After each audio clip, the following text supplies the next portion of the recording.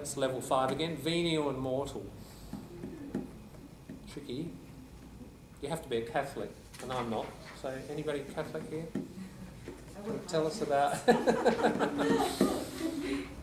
word ven means love.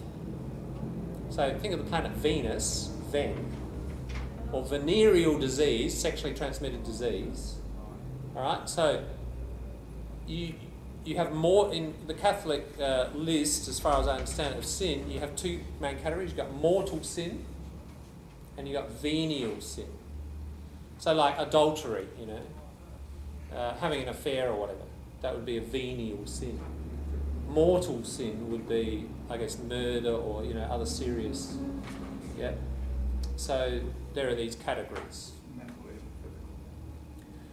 I'd need to look up exactly how it fits. But in other words, he's using a bit of Catholic. There's an irony. Can you see the irony in the fact he's using a Catholic category to talk about scientific sin? So this is another little subtle bit of humour here. Such as adding nuclear and biological weapons. Yeah, so he's saying, look, this is a sin of science to produce such things. To the boys' toys of war. There's a little idiom, toys for the boys. Yeah. It's like a funny game. Yeah, it's kind of like, somebody will say, oh, it's a feminist phrase from the 70s. Oh, boys and their toys. Because girls, think of guys. What do? They love their cars, don't they? Or their boats. And some boys love their weapons and their guns and so boys like toys. So boys and their toys, and he's just taken this idea of boys' toys for war. Yeah, so generals, army boys are collecting their nuclear weapons or whatever. Yeah. And conjuring, creating like magic. Conjure means if you conjure up something, a magician with his wand, poof, out comes the rabbit, out of the hat, you conjure up something. They conjure the industries that are not so slowly, but very surely overheating our planet. So, all the pollution, the coal burning, etc. All this is a result of scientific sin. That's his point here. So that would be the answer to 4.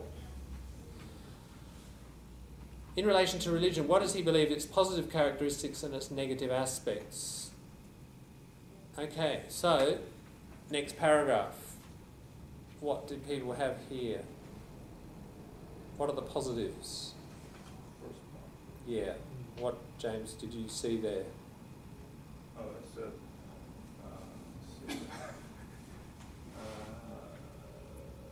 he said there's some positive points for the religion because the religion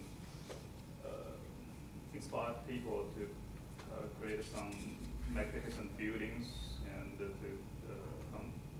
come out some beautiful art, Yep. music, Renaissance, language, secret texts like Bibles or something. Yep. And then the next part is the negative points. As the religion became just it equals religion to the dictatorship.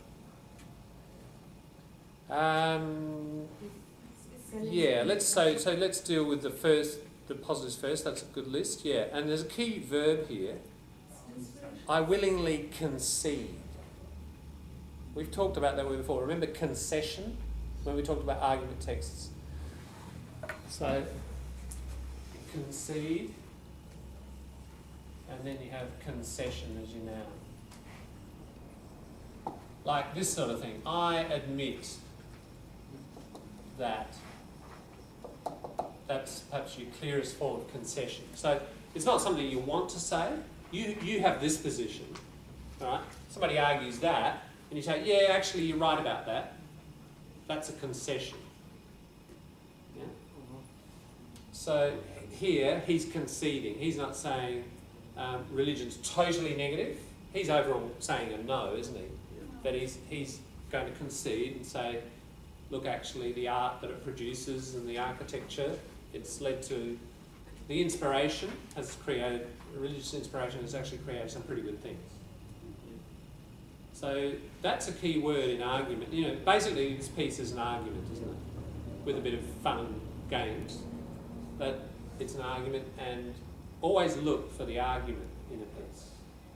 And key words like this, key verbs, are going to tell you something about the structure. It's going to indicate, here comes some opposite stuff that he's going to accept. Yeah. So,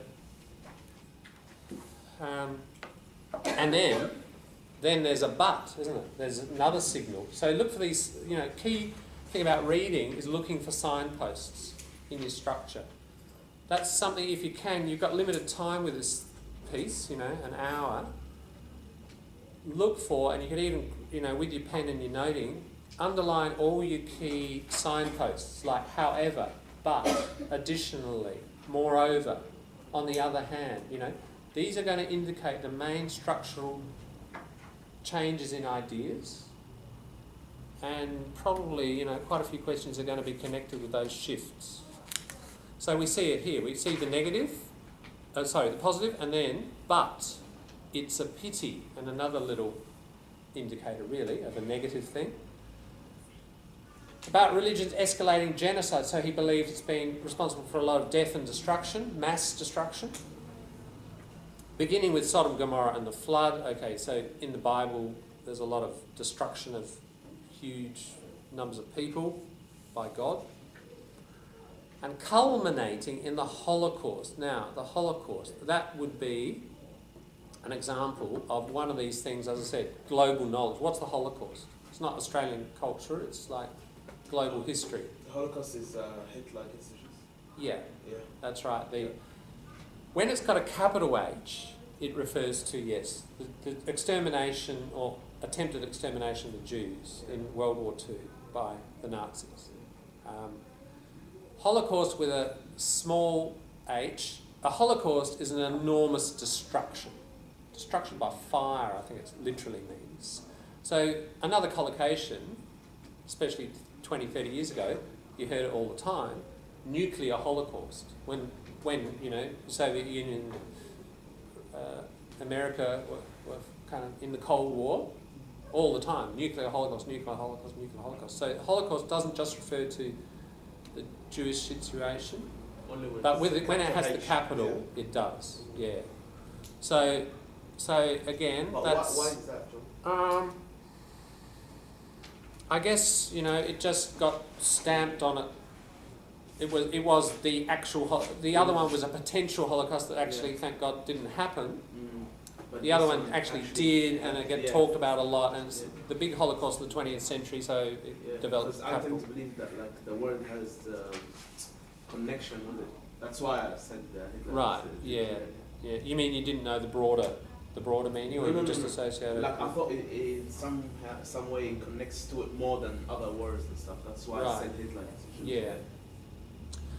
Okay, so he's saying, it culminated in the Holocaust because that was Nazi Christians against Jews. So that was a on one level, a religious conflict.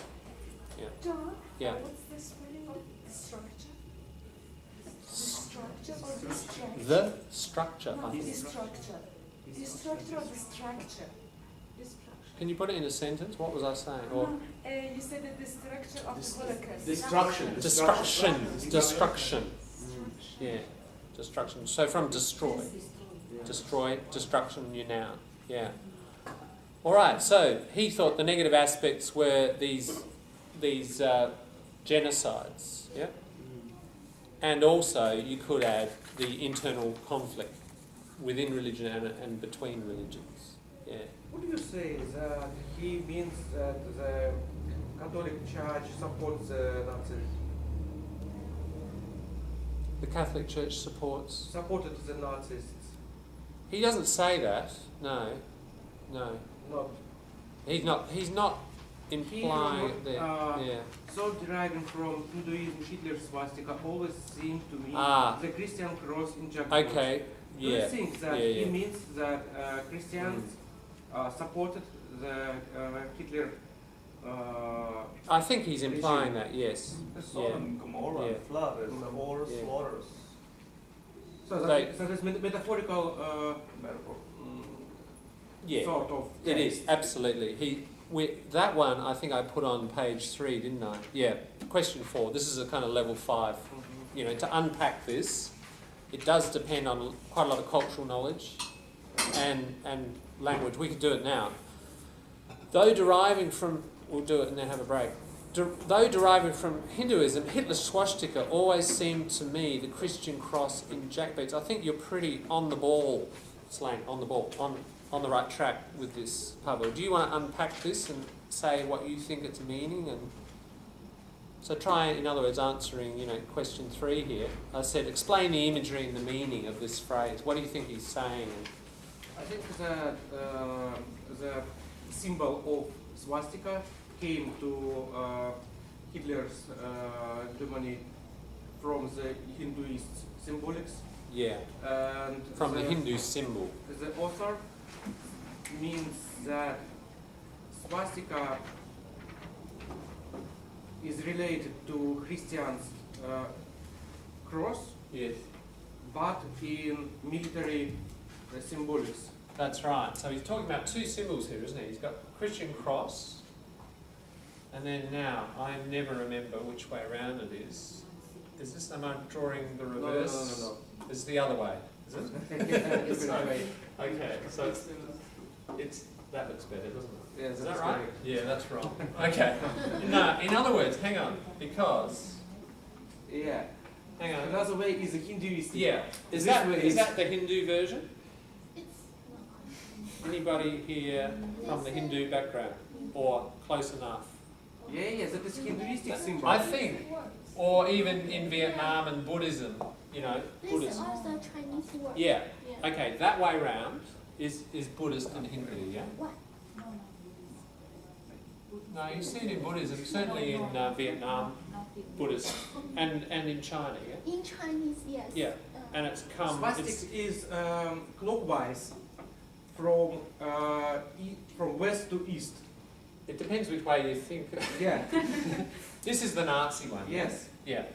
It's clockwise. Yeah. Nazi one is undoubtedly is the only one. And Yeah. Right. So that one is that one, isn't it? Hindus. That's Hindu, right? So that one is not Uh, Hindu, is it? I checked this actually. Yeah. Nazi one is just the only one is the counterclockwise. But It's this one, yeah. this is Nazi one, but Yeah. the Hindu one has both. Hindu has both. Clockwise and counterclockwise right. has both. So Lita's pointing out that one, which is the same, and there must be one badly drawn, a terrible one. Anyway, that is the swastika. What are other people getting? Are you getting both? Or? Oh, that's a different sort of. No, that's the wheel, isn't it? That's a different one. Yeah. Anyway, yeah. Look, they are both crosses. The other word for swastika is crooked cross. Some people call it the crooked cross. Okay, so what he's saying is, yeah, his imagery is like this. Put a boot on it. It's like a whole lot of military boots marching, with a kind of aggression and savagery associated with it. So he's saying it's like the Christian cross. Yeah, let's put some jackboots on it. Whoops, wrong way around. Again. Yeah, we put military boots on the Christian cross, and what do we end up with? We end up with the swastika. So what is he saying? He's saying that Nazism is Christianity become militarized. It's a fascist form of Christianity. That's what he's arguing here. You get it? It's quite tricky, isn't it? He's playing, he's really playing around with metaphor and politics and religion. He's making a political, religious statement through metaphor. So tricky, but that's what he's doing there. Does that make sense, Pavel? Yeah, sure. Yeah. So, and if you look at Nazism and fascism generally around the West, it is associated with Christianity and right-wing Christianity. Not all Christianity is totally right-wing. There are, as I've said, some small sector is on the left. Yeah. So that's an example of page 3, getting tricky. Yeah. Like, general Australians can understand these or Uh, only educated Australians? it's an educated, you know, you've got to have a certain political background, I guess, and, you know, left-right understanding and, yeah. So it'd be an educated layer. Yeah. You mean those who understand these, they are educated in the class? As I said, this isn't particularly Australian. You could print that article in Seattle or in Berlin, I would think, and people would kind of get it. In the West, put it that way. So I think this is the issue, if you're Western or non-Western, you know, and we know the West is hegemonic.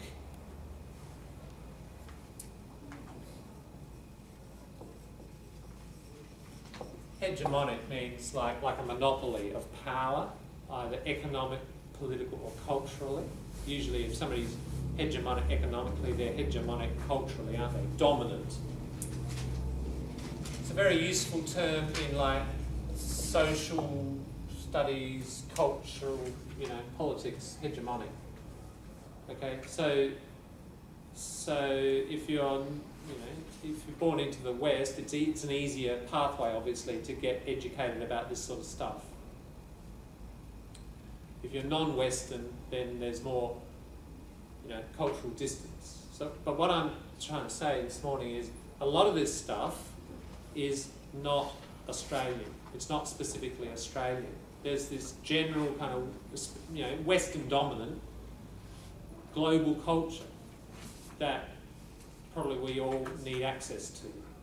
It's a little bit like slang, yeah? If we think of the same kind of issue with slang, we've got English slang.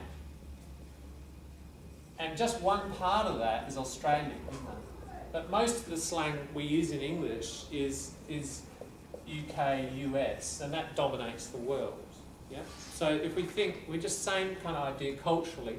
Sure, there's a cultural project about learning about Australia, you know, who was Ned Kelly, etc., all that sort of history that we've talked about before, listening to Paul Kelly songs, who's Gough Whitlam, all that stuff.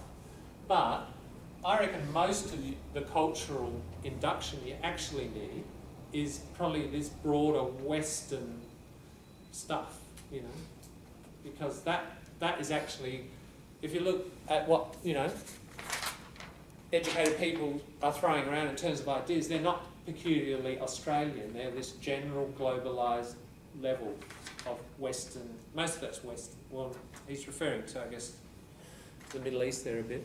You get the point? So, yeah. So I think that's another kind of task. Oh, break time?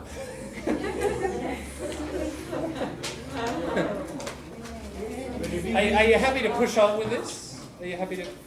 I'm happy to keep going. Are you planning on doing something else? Yeah. Let's say. There will.